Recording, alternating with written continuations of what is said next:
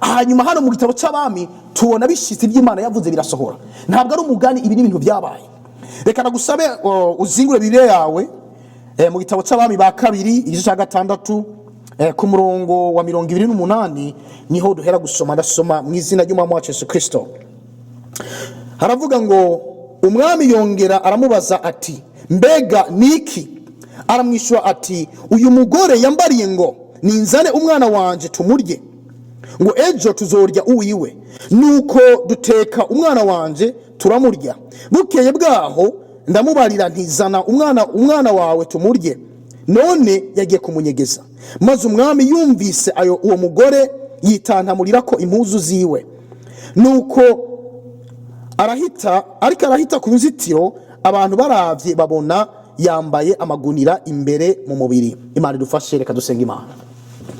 Mana data twese uri mu ijuru, ni wowe Mana y'ububasha n'ubushobozi. Ni wowe Mana washobora kudusigura ngo twumve icyo uvugana nawe. Iri jambo ni iryawe Mana.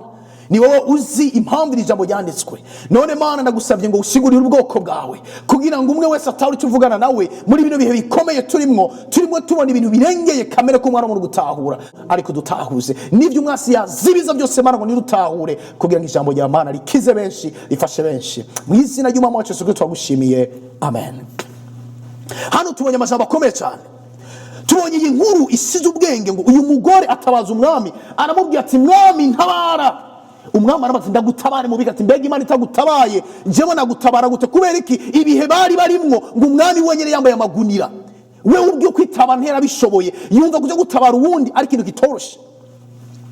Ibihe abisire bariko baracamwe bene data nibihe bikomeye bigoye no gutahura ku buryo ku bwenge bw'umwana w'umuntu.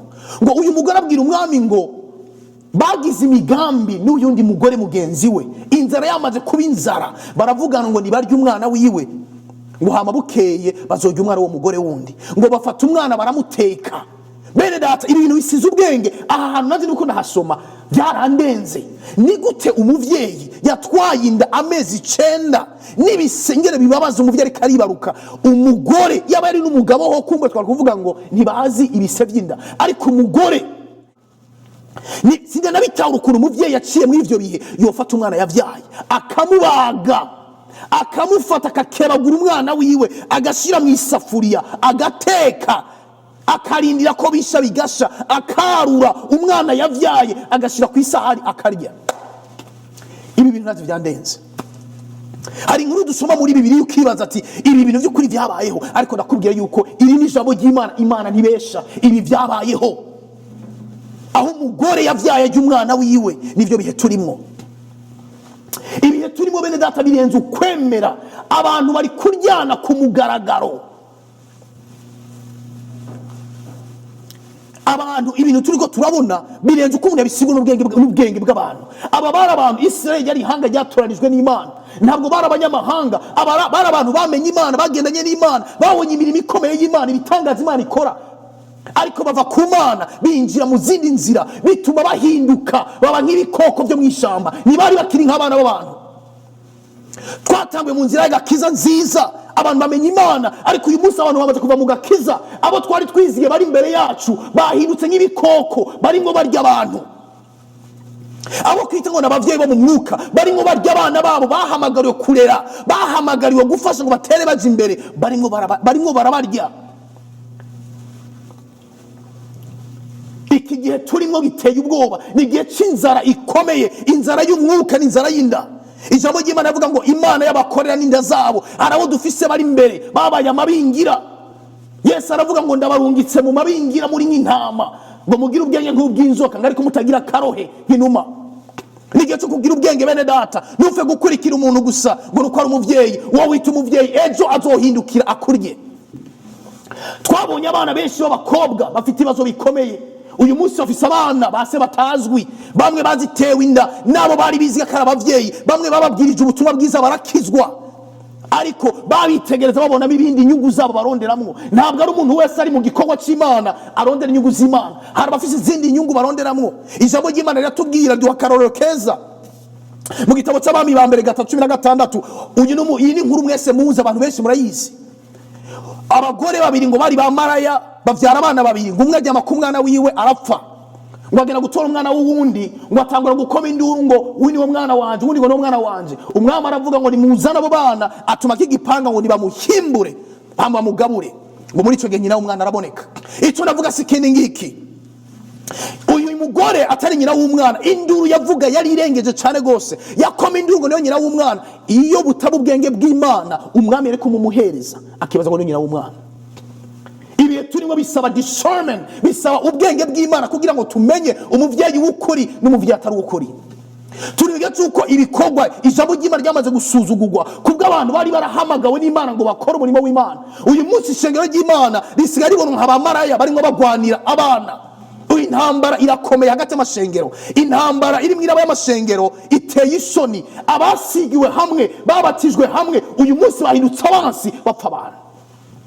Aba bagore ngo babana mu nzu imwe barabagenzi, ariko maze kugera ku kibazo cy'umwana byarahindutse. Iyi niyo ntambara turimo muri kiro gihe. Abantu basangira kabisi n'agahiye mu mwanya mutoyi, ariko uyu munsi mu mwanya muto bakaba bansi. Kubera iki? N'ubwami bwabo bariko barubaka, ntabwo ari ubwami bw'Imana. Tureke kubeshana abakozi b'Imana, mwebwe mwita ngo abakozi b'Imana. Tureke guhendana, ntabwo ari ubwami bw'Imana muriko murubaka, n'ubwami bwanyu muriko murubaka. Ibi biteye isoni. Ijambo ry'Imana rivuga ngo dutukisha izina ry'Imana amanyamahanga. Uyu munsi n'abatarakizwa banka kuza mu gakiza kubera ko ivyo babona biteye isoni. Ahubwo intambara iri mu madini iteye isoni gusuma n'intambara iri hanze. Ubwa mbere intambara y'amajambo gusa, abantu batera amajambo. Uyu munsi bagenda mu masase bariko bararasana bapfa amadini. Uyu ni umuvumo. Ntabwo Imana duhamagariye amadini. Nta hantu na hamwe Bibiliya itwereka ko twamagariye amadini. Ubutumwa Yesu yavuze, ijambo rya mbere yavuze ngo ni mwihane kuko ubwami bw'Imana buri hafi. Ubutumwa Yohana yavuze ni mwihane kuko ubwami bw'Imana buri hafi. Yesu aravuga ngo ubu butumwa bw'ubwami buzavugwa. Twahamagariye ubwami, Yesu n'umwami. Amadini n'umutego twaguyemo. N'uburyo abana b'abantu bariko barubaka ubwami bwabo bakoresheje Yesu. Ni nayo mpamvu ko turagwana intambara na Yesu atadutumye. Nta hantu namwe muri Bibiliya Yesu yavuze ngo tugwane intambara y'amasase dupfa amadini. Ibi nta birimwo. Nibigaragaza neza yuko iyi ntambara y'amadini atari intambara Yesu yaduhamagariye. Ijambo ry'Imana yavuga ngo ibigwanishwa byacu ntabwo ngabo tunigana saba inyama n'amaraso, ngo weapon are mighty through God. Ibigwanisho byacu bifite ububasha biciye mu Mana. Ntabwo tugwanisha imbunda n'abasase, ariko ibigwanisho byacu bifite ububasha biciye mu mbaraga z'amasengesho. Twabuze abantu, iyo igikorwa cyo gusenga kibuze, ikibazo rufise muri kino gihe, abantu bagomba gukoresha ubwenge bwabo, bagomba gukora igikorwa cy'umwuka wera.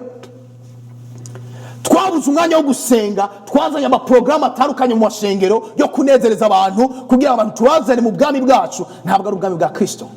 Twamaze guhindura ivyo yadutumye kwigisha. Ubutumwa bw'ubwami sigo tuvuga, dufite ubutumwa bw'amadini twiyubakiye abantu bubatseko. Kandi abarukora ko badasoma ijambo ry'Imana, abantu baraza bakabahenda ijambo ry'Imana bavuga ngo kuko abantu bazafite amatwi abarya bazakwirondera inyigisho zabo zinezera amatwi yabo. Ubu rero bano bantu bafise ubwami bwabo bamaze kumenya ibinezera abantu, nivyo bagerageza kuzana amatwi yabo. Abantu mwabikunda mukiza amashengero yabo barabo mifuko yanyu. Nta kindi barondera imifuko yanyu. Iyo bamaze kumenya ko ufite amahera menshi umeze neza, bakwicarika imbere bakamanza bakakurya, bamaze kuguheza ntumenye niyo bagutaye. Nivyo bihe turimo. Harageze ko abantu bakanguka, tumenye neza yuko ntabwo abaguhamagara bose ngo nabakozi b'Imana, arabakorera Imana, harabakorera inda zabo. Bibiliya bivuga niyo mpamvu y'intambara ikomeye muri kino gihe turimo. Harageze ko abantu dukanguka, muve mu madini mwinje mu bwami bw'Imana. Ntabwo twahamagariwe amadini. Iyi ntambara y'amadini iragisibije muri kino gihe. Ubutegetsi muri kino gihe abantu ngo n'ababishop amatitre ararenze, abaronda kubaka ubwami bwabo. Umushize kuri iyo titre aba nk'Imana, agakeneye ko bamusenga. Nivyo bihe turimo. Ijambo ry'Imana Yesu aravuga ngo ugoba kuba mukuru muri mwebwe nabe muto. Twebwe twabanze kugira igihe ushanye muri kino gihe. Uhawe akanya gatoyi aravyimba gakakamaga ngo gusumba Imana. Ibi biteye isoni. Ntabwo ari bwo gutuma Imana duhamagariye, ariko kubera ko abantu atambwanye bafise wo gusoma ijambo ry'Imana. Ijambo ry'Imana rivuga ngo tuzamenya ukuri kuzatugira bidegembye. Abantu benshi baracari imbohe kugeza uyu munsi kubera iki? Nta mwanya dufise wo gusenga no gusoma ijambo ry'Imana. Iyi ni intambara ikomeye. Tutubatse ibicaniro by'amasengesho ngo turondere Imana, abantu benshi bagiye kuzimira. Abantu bari gupfira mu mashengero ni benshi gusumba ari gupfira hanze. Kuko ubwami tuko turazamo ntabwo ari ubwami bwa Kristo, ni ubwami bwubatswe n'abantu. N'igihe cyo gukanguka, ariko ijambo ry'Imana riravuga ngo urufatiro rw'Imana wacahagaze ngo kandi Imana iraza abantu bayo. Yesu ashimwe cyane. Ijambo ry'Imana rirambwira ngo mu gihe cya Eliya ngo yongera gusanasana igicaniro cy'Imana cyari cyarasambutse ngo ashira ko ikimazi, Imana ya Isirayeli iragaragara. Yesu ashimwe cyane. Nagomba kukubwira ngo haracyari amasigarira, nubwo Eliya yari yihebuye yibaza ngo asigaye wenyene, uno mwuka amaze gutera abantu benshi, umwuka w'ubwibone, umuntu Imana iramukoresha akumva umenga niwe wenyene asigaye, abandi bose baraguye, akumva kumenga kere ko bamusasira atambuke nkuko basasiye Yesu. Twe turi indogoba, ukwiye gusasirwa niwe Yesu wenyene. Umuntu ugasanga ubwibone bwamaze kumurenga, Imana ibwira Eliya ati ntabwo ari wowe wenyene usigaye, ndacyafise ibihumbi 7 nisigarije batapfukamiye bayari. Imana ishimwe cyane. Haracyari amasigano muri kino gihe Imana izakoresha ibikomeye. Turi mu bihe turimo twitegereza ishengero ryamaze gutakaza imbaraga. Samson yari umuntu yavukanye ubushobozi kuzamunaziri, akoreshwa ibikomeye n'Imana, ngo ariko agera igihe yibaza ko inkomezi ari ziwiwe, bukeye mu gitondo imbaraga zimuvako. Ngo ariko ndashima Imana ko yibutse ko ari Imana y'inkomezi, Imana y'imbabazi, ngo arasenga abwira Imana ati Mana rindi rimwe gusa, ati rindi rimwe unyongere inkomezi mfane n'abansi banje. Hari benshi bari ngo basenga n'abari baraguye, bari ngo baramenya yuko bazimiye, bakurikiye amadini y'abantu, ubwami bw'abantu, bari ngo basenga babwira Imana ati rindi rimwe. Ijambo ry'Imana tubwira ngo Imana imuhereza inkomezi Samsoni gusubiza yigeze gufite ubwa mbere. Imana irimo ihagurutsa abahungu n'abakobwa buzuye imbaraga z'umwuka wera, bamaze kunesha ikigeragezo cy'amafaranga utazamukangisha amahera na gatoya, bamaze kunesha ikigeragezo cy'inzara utazamukangisha inzara. Paulo aravuga ngo namaze kumenya kubaho mfise byinshi cyangwa mfise bikeyi, ati shobozwa byose n'uwo inkomezi ari we Kristo. Hari generation Imana irimo irahagurutsa yamaze kumenya ibanga ry'agakiza, bamaze kumenya igiciro Yesu yatanze, batazokangwa n'ikintu na kimwe. Ikibazo dufite nuko abantu bataramenye gukurikira Yesu, ngo baramukurikira maze kubagaburira, ngo baramukurikira, ngo Yesu abitegeza abonamo inzara gusa, amaze kubereka ko ikibazo bafise ari inzara, ngo bose baragenda, ngo arahindukira abwira abigishwa be arabaza ngo namwe muragomba kugenda. Baramubwira ati Yesu twe tuja hehe? Aba bahevye isenga zuzuye amafi bakurikira Yesu. Mu yindi mvugo bwambwiye Yesu ati twasize isenga zuzuye amafi, ntabwo tugiye guhindukira kubera yuko tubuze imitima y'uyu munsi. Hari abantu bahamaga nka Elisha, yasize inka zirimo zirarima, yari afise business meze neza, arayisiga kurikira Yesu, atagiye gukangwa n'amafeza n'amani amuzaniye. Iki gihe dufise abantu ataco basize, n'amani azanye amafeza, imitima iraguruka. Ariko ari generation Imana irahagurutsa, bamaze kunesha ikigeragezo cy'amafaranga utazamukangisha amahera, bamaze kunesha ikigeragezo cy'ubukene utazamukangisha ubukene. Ataho Satani azabafatira kuko bamaze kumaramaza gukorera Imana. Nibwo rungamwe Imana irimo ihamagara muri kino gihe, bagiye guhagara bagahangana n'imbaraga z'umwiza ziko zirakorera mu ishengero muri kino gihe. Antikrist arimo arakora, ishengero yamaze kwinjiramo akajagari kadasanzwe, ngo Yesu aginjiye basanga ishengero ryabaye akaguriro, harimo ibintu by'akajagari kenshi. Imana igiye gukura mu kajagari. Niyo mpamvu tugiye kubona ibikomeye, tugiye kubona abahagarara babenshi. Ijambo ry'Imana baratubwira ngo Abisirayeli bamaze gucumura ku Mana, ngo Abafilisitiya bafata isanduku y'isezerano barayitwara mu ngoro ya Dagoni, ngo bukeye mu gitondo basanga Dagoni yasenyutse afukama isanduku y'isezerano. Iki cari gishushanyo ngo ariko kubw'imbaraga z'Imana nivukamira isanduku y'isezerano. Hari abantu benshi binjije Imana amashengero yabo mu bwami bwabo batazi ico binjije. Abafilisitiya ni bari bazi imbaraga, bari batwaye mu ishengero yabo. Bukeye mu gitondo ngo basanga Dagoni yasenyaguritse. Hari ibyinshi bigiye gusenyagurika. Ndababwiza ukuri, abarimwo barakina n'agakiza, unyumva uyu munsi, nimba winjije isanduku y'isezerano, urimo ukoresha ijambo ry'Imana kubaka ubwami bwawe, urimo urahenda abantu bazimiza, nagomba nakubwire ngo winjije isanduku y'isezerano mu ngoro ya Dagoni. Bukeye mu gitondo bazosanga wavunaguritse, ngo Dagoni aravunagurika amaguru yose, gufukamira isanduku n'ibyari bikwiye. Ngo bukeye mu gitondo basanga Dagoni yafukama isanduku y'isezerano. Igihe kirageze ngo abakinye n'agakiza, abakinishije Yesu kubaka ubwami bwabo, agiye kubereka ko ari Imana y'imbaraga, agiye kubereka ko ari umwami w'abami. Igihe kirageze ngo isanduku y'Imana ive mu ngoro ya Dagoni isubira mu Bisirayeli. Umwami aravuga ngo kubw'ubwenge bw'Imana amenya nyina w'umwana uwo ari we. Nubwo bose bari bamaraya, baboneka ari bamaraya, ariko umwami yarazi nyina w'umwana, ntabwo yamwise maraya, yavuze ngo ni nyina w'umwana. Uyu munsi biriko biraba ishengero ry'Imana ryamaze gusuzugurwa. Hari ahantu ugera bavuga ngo umukozi w'Imana bakagusuzugura, ariko nagomba nakubwire ngo igihe kirageze ngo abakurika Imana by'ukuri bigaragare, urufatiro rw'Imana wacahagaze. Wewe wakinye n'isanduku y'Imana ugiye kubona ingaruka. Urimo urakina n'agakiza, ibihe birageze ngo Imana yerekane. reka gukina n'isanduku y'isezerano. Isanduku y'isezerano yagaragaza presence y'Imana, ubwiza bw'Imana. Hari bariko barabikoresha ngo ivyo urabikora nkahora, ngo kibaza ko mpanye nawe, ngo ari ku munsi urizina ngo uzabitondeka imbere y'amaso yawe hamanogere naguhane. Reka gukina, reka gukinisha agakiza. Nimba bikunaniye genda wicare muhira, reka bahamagawe bakore. Va mu mikino, ibi ntabwo ari ibyo gukinisha. Muri komuniganira amashengero, ishengero nigi wawe, wewe wararipfiriye, wararibambiwe. Urazi ikiguzi Yesu yatanze kubishengero ryiwe. Uri mu bikinisha nkande wewe. Nimba bikunaniye genda urondera akazi ukore mu ishengero ry'Imana, ntabwo ari bwo burondero bw'amafaranga. Reka kuzimira, ntabwo amafaranga arondererwa mu ishengero ry'Imana. Aha n'ahandi imitima abanikirira. Yesu yaduhamagaye guhindura abantu bigishwa biwe, ntabwo yaduhamagaye gutubagira inka dukamama amata tuvyibuhe. Bisiga biteye isoni uyu munsi. Umuntu arazaga imbere y'ishengero ry'Imana akakubwira ngo agafuka usigaranye ngo niko Eliya ngo byagenze, ngo zana kandi ugapfa. Imana itamutumye. Eliya yabikoze ko Imana yari yamutumye, nawe Imana yagutumye. Ngo mugingo zifubwira abapfakazi niko Imana Yesu yabwiye abafarisayo. Uyu munsi abenshi baziko nk'abafarisayo, ingo zifubwira abapfakazi abenshi bararira. Abari muri amashengero yanyu bararira kubera ko mwarabakanyuye, ubuhera mwarabumaze, amatongo yabo baragurisha barabahereza. Muravyibuha ntabwo byakoze umurimo w'Imana, byabateje imbere namwe n'imiryango yanyu. Murungika bara kwiga Burayi no gukora ibindi. Abana bakenye, abana banyu bo mwita ngo n'abana b'umwuka bariko barapfa. Imana tugirira imbabazi, duhagarike imikino umurimo w'Imana. Arageze ko duhagarika imikino.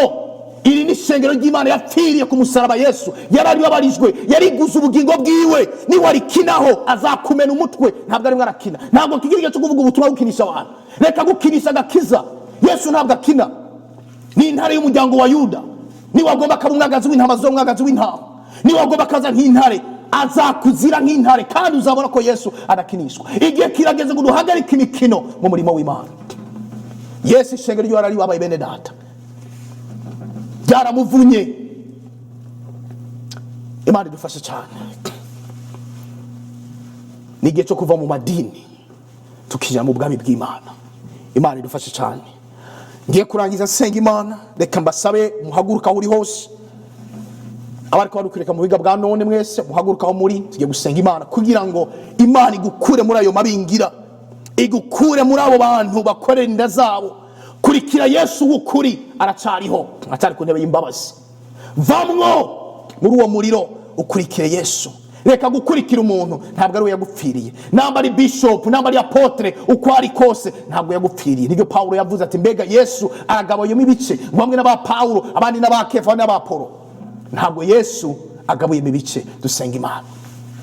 Uwiteka Mana ikomeye, turagushima kariwe Mana washoboye gukura Abisirayeli muri Egiputa.